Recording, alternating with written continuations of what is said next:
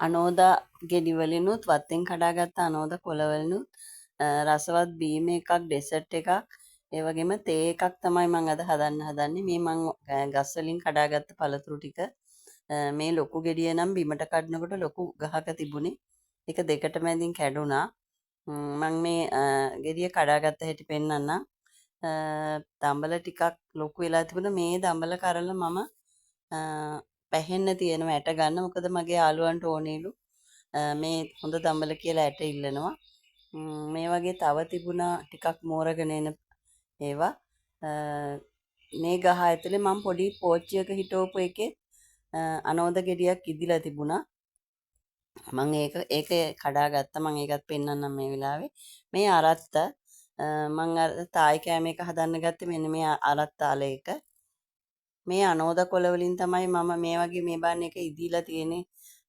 පොඩි පෝච්චියක එක හිටවලා තියෙන්නේ මම ඒකෙන් තමයි මේ ටික හදාගත්තේ ලොකු ගෙඩිය දෙකට මැදින් පැල්ලලා තිබිච්ච නිසා ඒක භාගයක් කුණු වුණා ඒක උස ගහක තිබුණේ පත්තේ මම මේකෙන් ඩෙසර්ට් එකකුත් හදාගත්තා මම බීම එකකුත් මම ඒ ටික පෙන්නන්නම් මේ අනෝදා කොළ ගොඩක් ගුණයි ગેස්ට්‍රයිටිස් තියෙන අයට අක්මාවේ ආබාධ තියෙන අයට ඇඟ පිරිසුදු කරනවා ඒ වගේම ඇඟ සිසිල් කරනවා ગેස්ට්‍රයිටිස් වලට හරිම ගුණයි මේක මේ තේ අනිත් එක කැන්සර් වලටත් ගුණයි මම මේ වෙලාවේ අනෝද ගෙඩිය කඩා ගත්ත එක හොඳට ඉද්දිලා තියෙනවා මේ අනෝද පැලයක් මේ ඇට කාලා දාන්න අවුරුදු 1කමාරකින් වගේ පීදෙනවා මේ ඇට ගෙදර හදාගන්න අයිනක හිටෝලා කඩෙන් ගේන අනෝද ගෙඩි වල ඇට විසි කරන්න එපා වත්තේ අයිනක මේ වගේ පැල කරගන්න මේ මං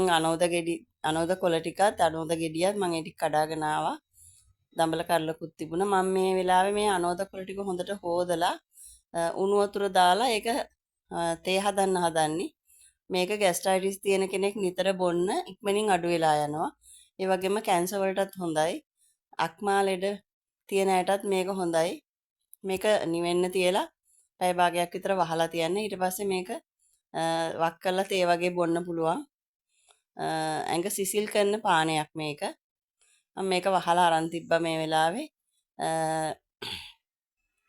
මම දැන් අනෝද ගෙඩිය කපා ගන්නවා කපලා මේකේ ඇට ටික අයින් කරලා මම මේකෙන් ඩෙසර්ට් එකකුත් බීම එකකුත් හදා ගන්න හදන්නේ මම මේක මේ අයින් කරලා මේ විදිහට පොතු ටිකත් අයින් කරලා ඇටත් අයින් කරලා ඒකේ මද ටික ගලව ගත්තා ඒකෙන් මම බීම එකක් හදා ගන්නවා තව මේකට කෝන් පිටි දාලා සීනි පොඩ්ඩක් දාලා ඩෙසර්ට් එකක් හදා ගන්නවා මේක හරිම ගුණයි දියවැඩියා තියෙන අයට කැන්සර් තියෙන අයට මේකට සීනි දාන්න නැතුව හදාගන්න දියවැඩියා තියෙන කෙනෙක් ඉන්නවනම් මේකට සීනි තේ හැන්දක් වෙනකොට රටේ ඉන්දියාට 5ක් 6ක් කපලා දාලා කෝන් පිටි වලට චුට්ටක් රත් කරලා මිදෙන්න තියලා ෆ්‍රිජ් එකේ ඩෙසර්ට් එකක් හැටියට පාවිච්චි කරන්න පුළුවන් ඒක ගොඩක් රසවත් හදලා බලන්න මේක ගොඩක් පැණි රහින්ද සීනි එච්චර ඕනෙම නැහැ සීනි පාවිච්චි කරන්නේ නැති කෙනෙකුට උනත් මේක ඩෙසර්ට් එකක් හැටියට පාවිච්චි කරන්න පුළුවන් මම හදලා පෙන්නන්නම් ඒක මම මේ වෙලාවේ මේ බ්ලෙන්ඩර් ජායකට දාගන්නවා මේ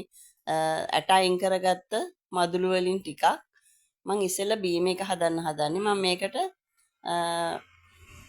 කසකසායට ටිකකුත් සීනි තේ හැන්දකුත් දාගන්නවා මේ දාන්නේ කසකසායට මේක නම් ගොඩාක්ම ගුණයි ગેස්ට්‍රයිටිස් තියෙන කෙනෙකුට ගොඩක් ગેස්ට්‍රයිටිස් තදින් තියෙනවා නම් මේක සතියක් බිව්වොත් හොඳටම අඩු වෙලා යනවා මේකට ෆ්‍රෙෂ් මිල්ක් ටිකක් දාගන්න මම වතුර දාලා හදන්නේ මේක ගොඩක් සීතල වෙනවා ෆ්‍රෙෂ් මිල්ක් දැම්මොත් ગેස්ට්‍රයිටිස් තියෙන කෙනෙකුට නම් මේක ගොඩක් ගුණයි මේ විදිහට ඝන කමර තමයි මම කෑලි හිටින්න හදාගත්තේ ඒක මේක කූල් කරාම හරිම රසයි හැබැයි සීතලයි සෙමා මාරු තියෙන අය නම් මේක බොන්න එපා ඊළඟට මම මේ ඩෙසර්ට් එක හදන්නේ ඒකට මම කෝන් පිටි තේ හැඳි දෙකක් දාගත්තා මේකට කැමති අය ෆ්‍රෙෂ් මිල්ක් දාගන්න ෆ්‍රෙෂ් මිල්ක් දැම්මම ගොඩක් සීතලයි හැබැයි මේ ඩෙසර්ට් එක